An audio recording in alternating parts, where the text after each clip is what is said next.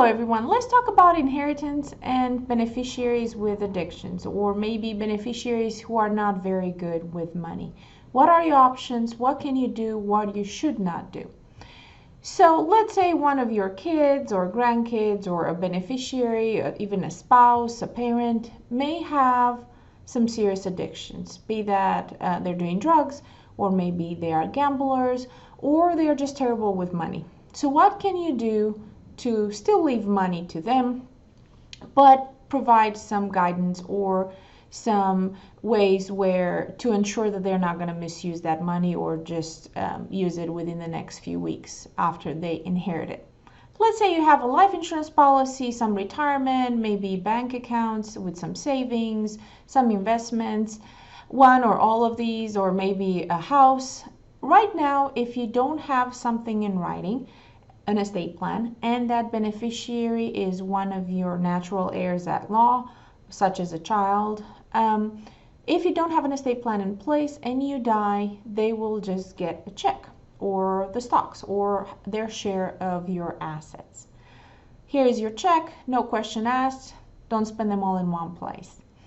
If you want to ensure that that's not going to happen, that instead of them getting a check, maybe someone else will be in charge of their money, you have at least a few options, and let's talk about it. And let's start with what not to do. Sometimes people, let's say you have two kids, a son and a daughter. Let's say the daughter is doing drugs, and you want to make sure that she doesn't get the money outright, a check, when you pass away. Some people give all their money to the son, let's say, to the other child, to the responsible child, thinking that the responsible child will take care of their sibling. Not recommended.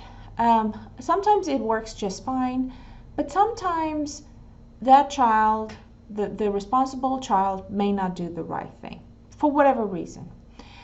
Also, what happens if the responsible child, is willing to do the right thing, but they die shortly after they inherit their money? Now the money is in their estate and it will go to their spouses, their kids.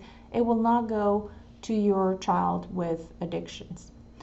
So instead of having solely your responsible child as a beneficiary to your life insurance policy, for example, the option is to have a revocable trust in place and have the trust as a beneficiary to those financial assets. Put the house in the trust if that's a substantial asset as well. And in the trust, you say, let's say again, you have two kids. One child, the responsible child, gets their half outright. The other child who needs some help gets their share into a trust, and the trustee of that trust, the person in charge of their half, will pay for their whatever you are willing to pay for them. Either maybe pay for housing, third parties directly, they may pay for rehab or for medical care or whatever your terms and condition may give them a certain amount every month. They may not give them anything until they show clean drug tests or they show that they've been employed and so on. Whatever works for your family, whatever worries they are, we can put it in the trust. We can provide very clear guidance on when that money is to be distributed.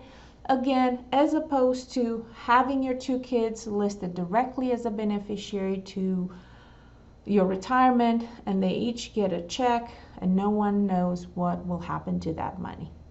I hope this video helped. If you have any questions about this topic or about any other topics, please send me an email. Subscribe to our YouTube channel so you get notifications when a new video is posted.